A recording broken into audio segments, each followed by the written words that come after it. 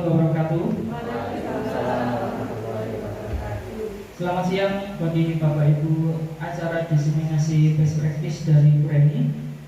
Yang saya hormati Bapak Ibu pengawas Korbilker Mojowarno, kemudian serta teman-teman Bapak Ibu guru yang berbahagia. Pada siang hari ini saya perkenalkan diri, saya Ananda Bagus Prakoso selaku moderator dari acara diseminasi dari Preni. Dalam kesempatan kali ini kita akan melakukan acara diseminasi best practice dari Ibu Reni Setianingsih yang berjudul mengembangkan kemampuan pemecahan masalah siswa menggunakan e-modul RME.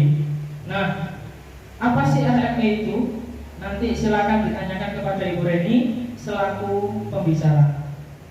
Sebelum memasuki acara yang berikutnya yaitu penjelasan dari Ibu Reni, saya perkenalkan dulu Ibu Reni selaku pembicara ini merupakan lulusan S1 Universitas Negeri Malang yang sekarang sedang melakukan PPD serta S2 secara bersamaan.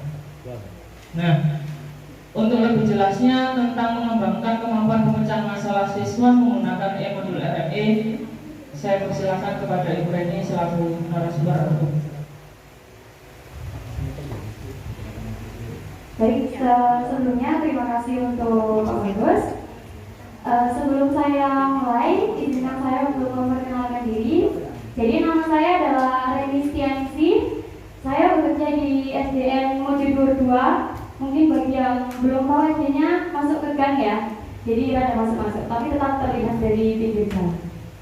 Nah, untuk terkait pengalaman mengajar sendiri, saya masih baru di sini di Kecamatan Mojowarno. Masih terhitung sekitar 1 tahun 2 bulan. Saya berada untuk mengajar di SDN Mojokerto 2 Kecamatan Mojowarno. Untuk S1 juga sudah dipaparkan oleh Pak Bagus bahwa saya lulusan dari Universitas Negeri Malang dengan prodi Pendidikan Guru Sekolah Dasar. Saya rasa cukup perkenalan singkat dari saya. Di sini saya akan mulai memaparkan terkait pelaporan best practice saya. Jadi di sini judul saya adalah mengembangkan kemampuan pemecahan masalah siswa menggunakan e-modul RME. Sekarang di sini akan kita tinjau satu persatu. Mulai dari kenapa kemampuan pemecahan masalah, kemudian emang ada apa dengan kemampuan pemecahan masalah siswa saat ini. Hal ini dilatar belakangi oleh yang pertama adalah MCTM. Jadi MCTM ini menetapkan 5 standar kemampuan matematis yang harus dikuasai oleh siswa dalam pembelajaran matematika. Ada problem solving, prediction, communication, representation, dan juga reasoning. Tidak hanya itu, ditinjau dari skala internasional bahwa di Amerika siswa itu dituntut secara fundamental itu untuk menguasai kemampuan pemecahan masalah secara internasional. Hal ini ditinjau dari NCTM dan juga pembelajaran yang di Amerika. Kemudian bagaimana di Indonesia sendiri? Ya, hal ini diperkuat di Indonesia bahwa siswa itu juga harus menguasai kemampuan pemecahan masalah. Hal ini didasari oleh Permendikbud nomor 21 tahun 2016. Dari skala internasional juga nasional seperti ini sudah terlihat bahwa menguasai kemampuan pemecahan masalah itu sangat dibutuhkan oleh siswa. Apalagi terlebih saat ini itu sudah memasuki abad 21. Kita sudah meninjau terkait pentingnya penguasaan kemampuan pemecahan masalah siswa. Kemudian bagaimana keadaan kemampuan pemecahan masalah siswa itu sendiri saat ini. Nah, fakta di lapangan. Yang pertama adalah hasil dari TIMSS atau Trans-Ins International Mathematics Science Study, yang mana ini adalah suatu organisasi internasional yang dia menyoroti terkait kemampuan pada matematika dan sains.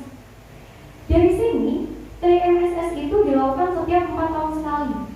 Itu artinya sebenarnya hasil dari TIMSS itu sudah keluar di tahun 2019. Tapi kenapa di sini saya mengatakan untuk tahun di 2015? Karena Indonesia pada tahun 2019 itu tidak ikut berpartisipasi dalam ajang ini untuk khusus pada kelas 4. Kembali pada hasil di tahun 2015. Hasil yang menunjukkan menunjukkan bahwa Indonesia itu berada di peringkat 44 dari 49 negara. Berapa skor yang didapatkan? Hanya 397. Padahal TMSS itu menetapkan skor rata-rata minimal yang harus didapatkan adalah 450. Kemudian skor rata-rata internasional berapa? Yang ditetapkan adalah 500. Dari perolehan skor yang didapatkan di sini, Bapak Ibu guru sudah mengetahui bagaimana keadaan kemampuan pemecahan masalah siswa kelas 4 di Indonesia. Di dalam kategori TMSS ini berarti menunjukkan bahwa Indonesia kemampuan pemecahan masalah siswa kelas 4 itu masih dalam kategori rendah. Padahal kita tahu betapa pentingnya untuk siswa mampu memecahkan pemecahan masalah itu sendiri. Setelah kita tinjau dari hasil TMSS, kemudian bagaimana keadaan di lapangan? Oke, jadi siswa ini itu mengalami kesulitan apabila mereka itu diberikan soal yang berbeda dari contoh. Selanjutnya, kebanyakan siswa itu mengalami kesalahan dalam menginterpretasikan soal. Dan dari nilai yang didapatkan, 80% siswa itu mendapatkan nilai di bawah KKM. Padahal ketuntasan secara klasikal itu sudah ditetapkan adalah minimal 75%. Dari 20% untuk menuju 75% ini tentu sangat berbeda jauh. Selanjutnya, terkait materi yang akan kita tinjau, yaitu siswa yang ternyata kesulitan pada materi FEB dan KPK di kelas 4. Kenapa? Kebingungan yang dialami siswa yang pertama, siswa itu kebingungan dalam membedakan dalam penggunaan FEB dan juga KPK.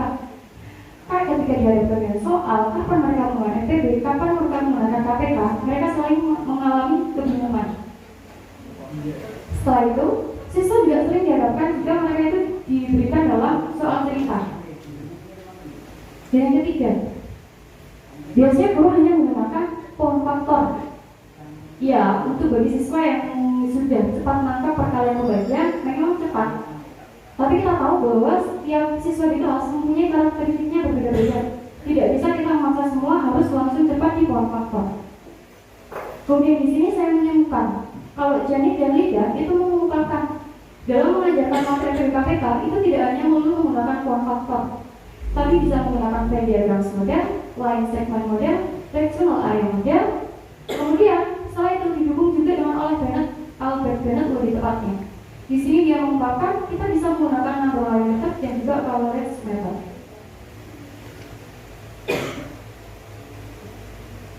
Nah, kita sudah mengetahui terkait pentingnya kemampuan pembacaan masalah mahasiswa, kemudian bagaimana keadaannya di lapangan, apa yang dialami kesulitan dari siswa. Sekarang kita bagaimana cara kita mengembangkan kemampuan pemecahan masalah siswa ini sendiri. Yang pertama, kita dapat menggunakan pendekatan RME. Apa itu? Realistic Mathematics Education. Ini adalah suatu pendekatan yang digagas oleh Hans Rudolph, yaitu ahli matematika dari Belanda. Tapi ketika di Indonesia, dia itu lebih dikenal dengan sebutan PMRI atau Pendidikan Matematika Realistik Indonesia. Kemudian yang kedua, kita harus memanfaatkan teknologi. Saat ini kita tahu bahwa di abad 21 teknologi berkembang dengan begitu pesat. Kita tidak bisa dengan kalah dengan teknologi. Hal ini juga pembelajaran matematika yang harus ditahukan dengan teknologi didukung oleh MCTM. Selain itu juga didukung oleh peraturan pemerintah nomor 22 tahun 2016. Untuk itu di sini saya memberikan variasi pembelajaran yaitu berupa M-Module RFT. Apa itu? Nah, dari M-Module.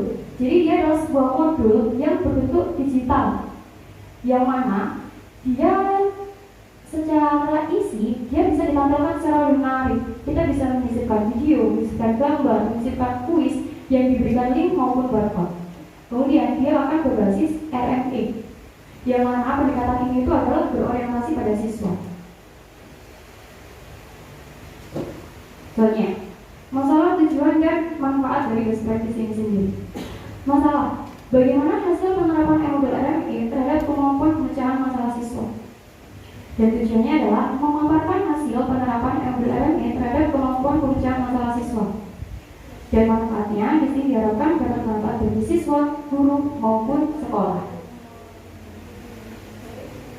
Pada kajian besar sendiri, saya memaparkan terkait ada beberapa saya membahas terkait pembelajaran matematika, terkait pendekatan RME, terkait hakikat dari modul itu sendiri, dan terkait kemampuan pemecahan masalah. Kemudian kita masuk pada bab 3, yaitu terkait hasil.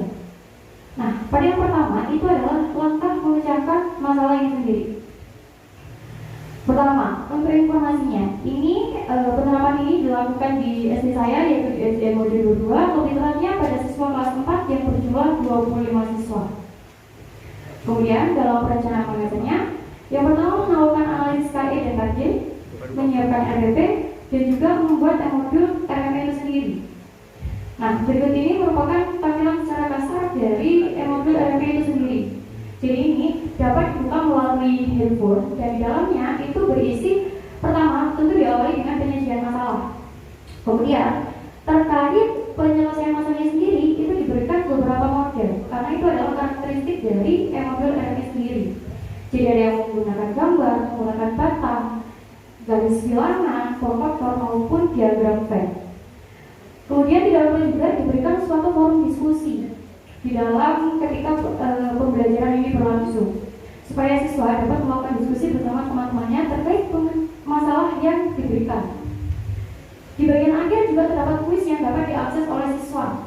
Untuk aksesnya sendiri ini menggunakan aplikasi Wordwall. Dengan di dalamnya di sini kita juga akan memberikan link dan juga barcode di dalamnya.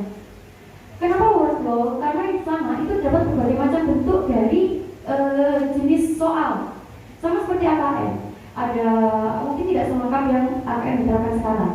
Ada pilihan ganda, ada true and false, menjodohkan, menyusun kalimat. Itu banyak ditawarkan oleh aplikasi Wordwall itu sendiri. Kemudian untuk terkait modul RME ini sendiri, kalau untuk desainnya itu menggunakan Canva. Tapi ketika untuk pelaksanaan di dalam bentuk digitalnya, ini memanfaatkan aplikasi Flipboard supaya apa dia dalam bentuk digital. Kemudian berikutnya adalah terkait tindakan pemecahan masalah. Jadi yang pertama ini adalah alur kegiatan. Ini masih sama seperti biasanya, ada kegiatan pendahuluan, inti dan juga penutup. Pada kegiatan pendahuluan seperti biasa mengucapkan salam terlebih dahulu, mengajak untuk berdoa bersama, melakukan cek kehadiran, menyanyikan lagu nasional, melakukan persepsi, menyampaikan tujuan, dan menyampaikan manfaat terkait materi yang akan dipelajari. Apa yang berbeda? Di sini terletak pada kegiatan intinya. Jadi pada kegiatan inti di sini kita menerapkan pada karakteristik RME ini sendiri. Di dalam karakteristik RME itu terdapat 5, dan yang ini itu terintegrasi dengan kegiatan inti yang dilakukan. Jadi pada kegiatan inti ini kan diawali dengan pemberian masalah, dan ini menerapkan dengan karakteristik RME yaitu menggunakan konteks. Tentunya konteks yang diberikan itu adalah yang real, yang nyata dekat dengan kehidupan sehari-hari siswa. Kemudian pada karakteristik yang kedua saya mengatakan adalah terkait menggunakan model. Jadi pada RME ini sendiri terdapat 2 model yang digunakan. Jadi dalam tingkatan RME itu sendiri terdapat ada diawali dengan matematika informal sampai nantinya menuju matematika formal. Tapi di antara matematika informal dan juga matematika formal ini sendiri ada namanya adalah model, yaitu terdapat model of dan juga model for. Yang mana di sini bertujuan untuk sebagai jembatan bagi siswa itu sendiri. Nah, penggunaan model ini sendiri saya paparkan di sini, saya menggunakan terdapat gambar, batang, garis bilangan, tabel, form faktor dan juga diagram Venn. Terkait menggunakan kontribusi siswa, interaktivitas dan juga keterkaitan, ini include masuk di dalam kegiatan inti. Mereka dilakukan tanya jawab, mereka berdiskusi dengan temannya, mereka itu akan melatih siswa untuk menyampaikan pendapatnya, idenya, gagasannya, saling bertukar wawasannya, seperti itu. Jadi apa yang didapatkan siswa itu lebih beragam. Soalnya lanjut di kegiatan penutup. Itu seperti biasa, mengajak untuk menyampaikan kesimpulan, melakukan refleksi, tidak lanjut, menyampaikan pesan moral, mengajak berdoa, dan memberikan salam. Nah, berikut ini merupakan beberapa foto terkait pelaksanaan pembelajaran. Nah, dari gambar yang pertama di sini terlihat itu adalah pemaparan materi, ya pemaparan masalah yang diberikan kepada siswa itu sendiri. Kemudian ada juga terkait melakukan tanya jawab di sini. Nah, karena di sini siswa itu akan diposisikan menjadi siswa yang sebagai subjek belajar, bukan yang hanya pasif, yang hanya mendengarkan guru. Selanjutnya, pada yang nomor gambar ketiga yang di atas itu, siswa sudah berdiskusi dalam mengucapkan permasalahan yang diberikan. Nah, kalau di sini adalah terkait siswa yang sudah mencoba untuk mengerjakan kuis. Jadi dalam FLRM ini terdapat dua kuis yang saya sediakan, yaitu yang pertama dalam bentuk pilihan ganda, yang kedua adalah dalam bentuk true and false. Nah, ini dapat diakses oleh siswa. Yang bagaimana terkait hasil pembelajaran yang sudah dicapai oleh siswa. Jadi nampak pada diagram yang pertama ini adalah terkait rata-rata yang didapatkan oleh siswa. Ketika sebelum menggunakan, didapati bahwa nilai rata-ratanya adalah 62,6. Bapak Ibu guru bisa membayangkan bagaimana kemampuan pemecahan masalah siswa ini sendiri. Kemudian setelah menggunakan, didapatkan adalah rata-ratanya sebesar 82,8. Dari sini kita ketahui terjadi mengalami peningkatan terkait rata-rata siswa, yaitu sebesar 20,2. Ini tinjauan pertama terkait rata-rata siswa. Yang kedua, kita tinjau terkait kenentasan belajar secara klasikal. Ketika sebelum menggunakan, yang terus belajar hanyalah 5 siswa. Itu artinya dalam bentuk persentase dia hanyalah 20%. Namun ketika setelah menggunakan MTR itu sendiri, sebesar sebanyak 21 siswa yang telah tuntas, atau dalam bentuk persentase adalah 84%. Hal ini sudah melampaui dari batasan minimal ketentuan belajar klasikal yang sudah ditetapkan, yaitu 75%.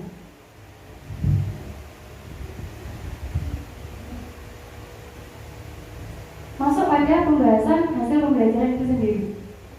Yang pertama, mari kita tinjau dari pemanfaatan teknologi yang kita gunakan. Jadi di sini menggunakan modul dalam bentuk digital itu mampu meningkatkan rasa ketertarikan siswa untuk belajar. Di abad 21 ini itu sudah haknya siswa untuk mendapatkan pembelajaran berbasis teknologi. Kalau tidak dimulai dari sekarang, maka kapan lagi? Mau menunggu siswa itu SMP, SMA? Bukankah sudah menjadi haknya siswa untuk mendapatkan pembelajaran yang berbasis IT dari mereka duduk di sekolah dasar saat ini?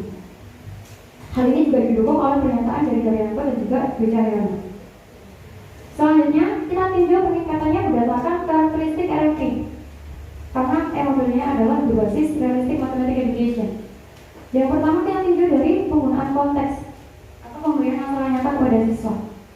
Nah, di sini agar kemampuan pemecahan masalah siswa dapat diperkuat, maka guru harus menggunakan permasalahan yang bersifat open-ended.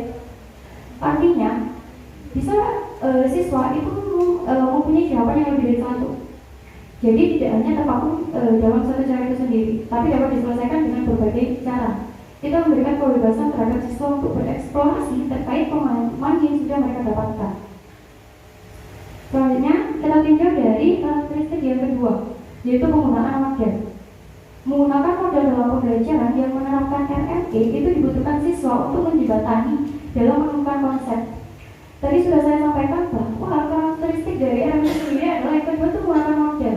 Jadi terdapat model of dan juga model for di dalamnya. Yang sudah saya sampaikan di awal juga bahwa dia akan menjadi sebagai jembatan bagi siswa itu sendiri.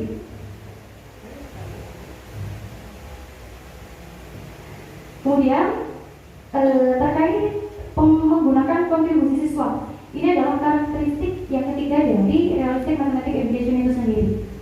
Jadi prinsip dalam RMT itu sendiri adalah menitikberatkan pada siswa, sehingga siswa dapat berpartisipasi aktif untuk menggali serta mengkonstruksi pengetahuannya. Kemudian terkait interaktivitas, jadi memanfaatkan pendekatan RMT dalam pembelajaran itu mendukung siswa untuk menjadi pembelajar yang aktif. Karena apa? Di sini mereka akan ditempatkan sebagai subjek belajar. Kemudian karakteristik yang lain, yaitu terkait keterkaitan. RMP itu memberikan kesempatan pada siswa untuk menemukan kembali konsep melalui bimbingan guru dengan cara mengeksplorasi berbagai masalah yang ada di dunia nyata. Jadi ketika memecahkan masalah yang diberikan, mereka tidak hanya memanfaatkan perkalian pembagian, tapi juga dapat memanfaatkan penjumlahan, pengurangan, bahkan penerapannya dalam kehidupan sehari-hari. Dan yang terakhir, yaitu adalah terkait pembahasan dampak secara keseluruhan terkait yang modul RMP itu sendiri terhadap kemampuan memecahkan masalah siswa. Jika di hasil tadi sudah saya paparkan bahwa dari segi rata-rata mengalami peningkatan, kemudian dari segi ketentuan belajar klasikal juga mengalami peningkatan dan sudah melebihi dari minimal kriteria yang sudah ditentukan. Kemudian hal ini juga didukung oleh beberapa ahli yang sudah melakukan penelitian bahwasanya memang bahan ajar yang berbasis RME selama pembelajaran yakni dapat meningkatkan kemampuan pemecahan masalah siswa. Sekian pemaparan pertanyaan saya terkait best practice saya yang sudah saya lakukan. Terima kasih untuk waktunya. Saya kembalikan ke. Terima kasih atas Bu Reni atas paparan yang begitu menarik tadi. Nah, memang dalam masa pandemi ini kita harus selalu berinovasi dalam mengembangkan pembelajaran yang menarik bagi siswa. Salah satunya yaitu yang telah dilakukan Ibu Reni tadi dengan menggunakan e-modul RME yang digunakan untuk materi FBB dan KWK. Nah, acara selanjutnya yaitu kita akan memasuki tanya jawab tentang mengembangkan kemampuan pemecahan masalah siswa menggunakan e-modul RME tadi. Namun sebelumnya, ketika Bapak Ibu melakukan memberikan pertanyaan, nanti tolong disebutkan nama dan lembaganya. Baik, untuk masuk ke acara selanjutnya, saya buka pertanyaan bagi Bapak Ibu yang ingin bertanya kepada Ibu Reni. Dipersilakan.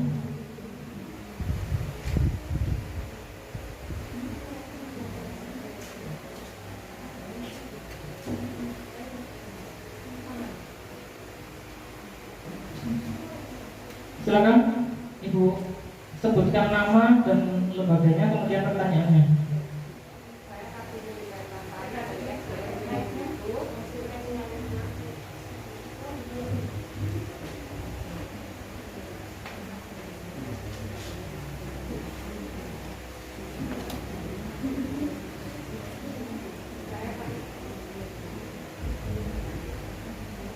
Saya Kartini dari SDMP itu.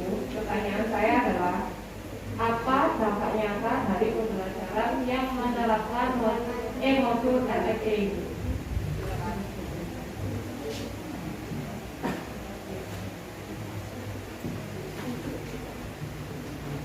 Baik, saya tampung dulu. Untuk pertanyaan berikutnya, dipersilakan Ibu Reni. Sebentar panggil Ibu Reni dulu.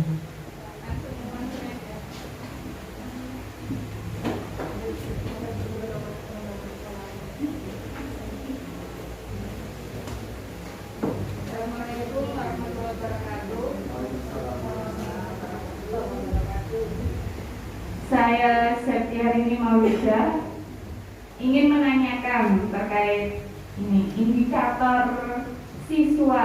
Apa indikator kemampuan pemecahan masalah siswa dikatakan meningkat? Seperti apa indikatornya? Terima kasih. Terima kasih disampaikan. Kemudian pertanyaan berikutnya.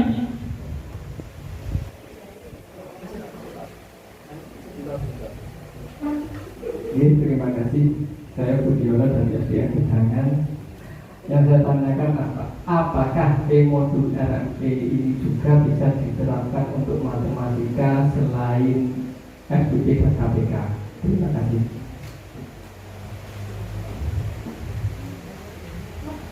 Baik, terima kasih Pak Budiono. Kita langsung satu sesi ini kita buka 3 pertanyaan saja, B. Saya batasi karena kita dibatasi waktu juga. Untuk pertanyaan pertama dari Ibu Kartini, yaitu apa dampak nyata dalam menerapkan modul RME ini? Kepada Bu Reni, dipersilakan untuk menjawab. Baik, terima kasih. Terkait dampak nyata dari penggunaan e-modul RME itu sendiri. Pertama, mari kita tinjau dari e-modul itu sendiri. Pertama, dia memanfaatkan teknologi. Di abad 21 saat ini, kita tahu teknologi berkembang begitu pesatnya. Kalau kita tidak bisa mengikuti perkembangan zaman saat ini, apa kabar nanti kehidupan di masa yang akan datang? Kalau tidak dimulai dari saat ini, kita yang sebagai pendidik yang berada di mengajar anak SD, kapan anak SD itu akan mengenal? Itu adalah terkait kita tinjau dari teknologi itu sendiri. Kemudian, oke Bu, saya sudah memanfaatkan teknologi, tapi yang bagaimana? Monoton, mau diberikan hanya video saja setiap hari. Kan siswa juga, kita sebagai orang dewasa saja pernah mengalami rasa titik jenuh, rasa bosan, apalagi juga siswa. Kalau kita hanya memanfaatkan Ya. Tapi setiap hari hanya video. Rasa bosan jelas ada. Karena itu, mari kita buat variasi yang lain. Salah satunya kalau di sini saya mengangkat modul yang berbentuk digital. Selain itu, kita juga memanfaatkan banyak kita masukkan di dalamnya. Tidak hanya dari segi modulnya, kita bisa memberikan kuis di dalamnya. Kita juga bisa memberikan worksheet yang bisa diisi. Bagaimana kita mengeksplor itu? Jadi tidak hanya menonton yang diberikan itu saja kepada siswa. Kita tinjau dari pemanfaatan teknologi. Kemudian yang kedua, kita tinjau dari karakteristik RME itu sendiri. Saya sudah menyampaikan karakteristik RME tadi ada 5, terkait menggunakan konteks, menggunakan model, interaktivitas, dan banyak lainnya. Nah, dari sini salah satu yang bisa diterapkan adalah ketika kita memberikan permasalahannya kepada siswa, siswa itu akan bisa lebih mengeksplornya. Siswa akan paham terkait masalah yang ada di kehidupan sehari-harinya. Karena belajar kan tidak melulu hanya untuk mendapatkan nilai, tapi bagaimana dia dapat memanfaatkannya untuk kehidupan sehari-harinya. Kemudian terkait adanya forum diskusi, di situ akan memanfaatkan juga terkait karakteristik RME itu sendiri, interaktivitas, keterkaitan, itu termuat di dalamnya.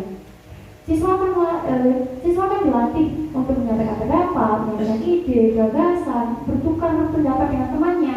Itu akan memperkaya pengetahuan dan wawasan dari siswa itu sendiri.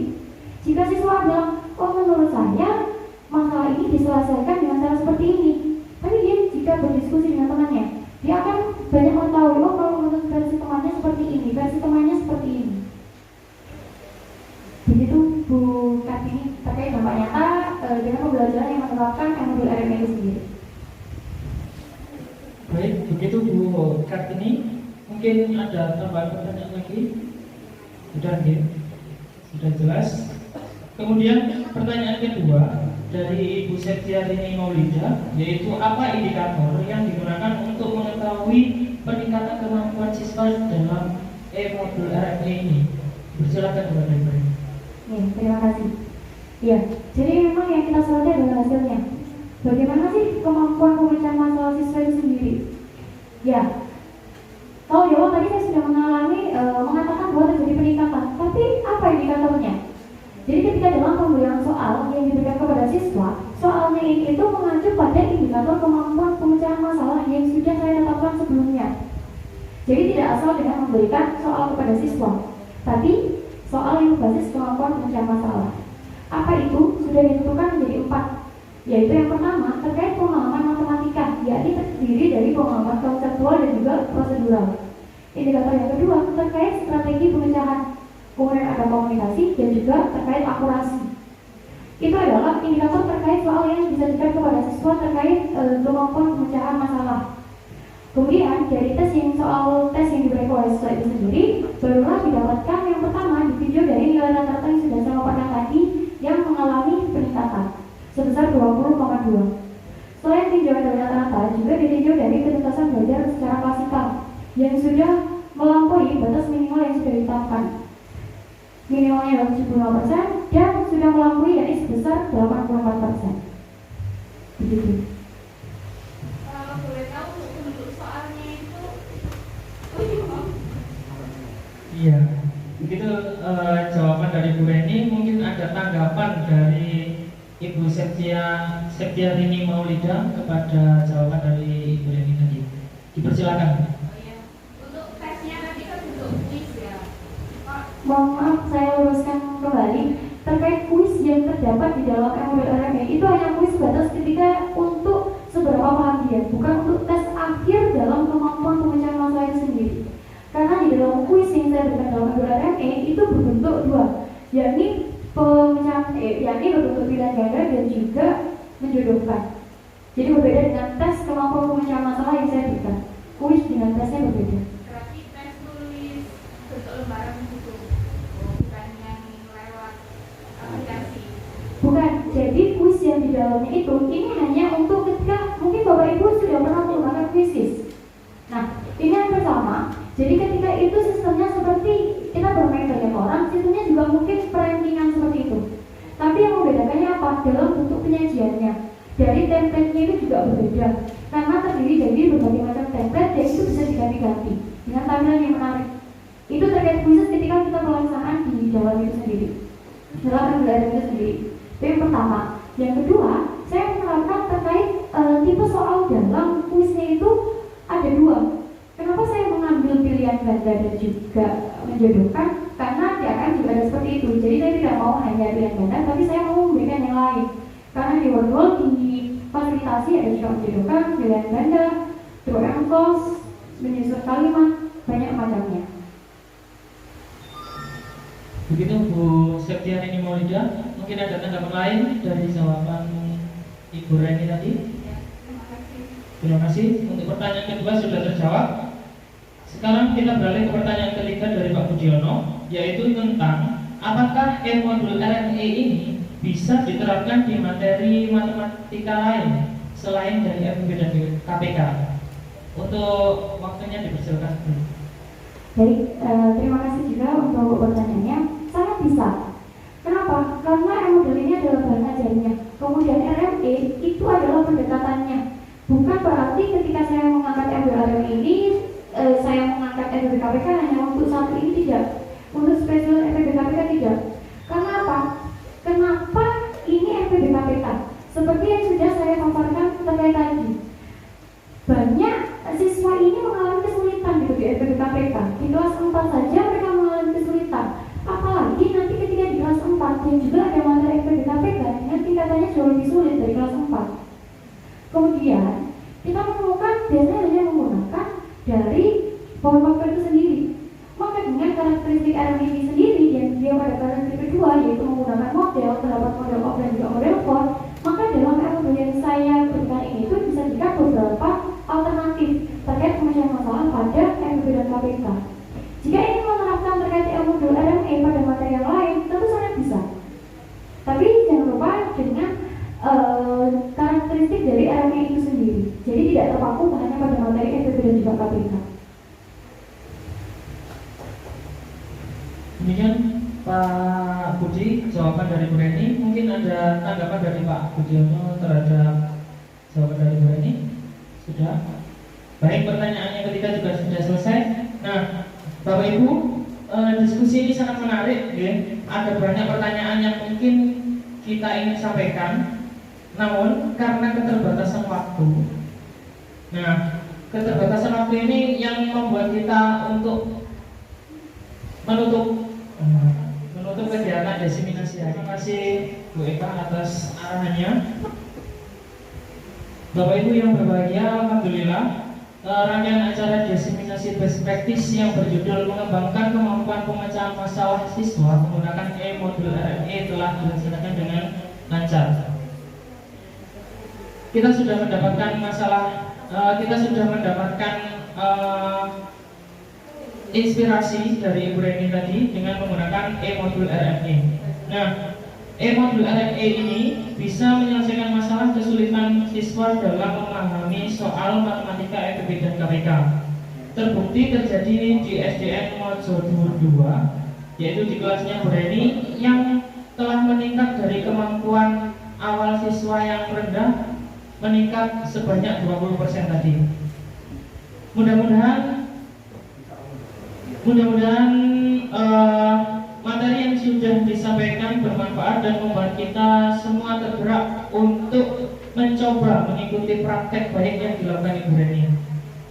Dan akhirnya saya Ananda Bagus Prakoso selaku moderator mohon maaf yang sebesar-besarnya jika terjadi kesalahan baik yang saya sengaja maupun tidak, tapi tidak mungkin disengaja, nggih.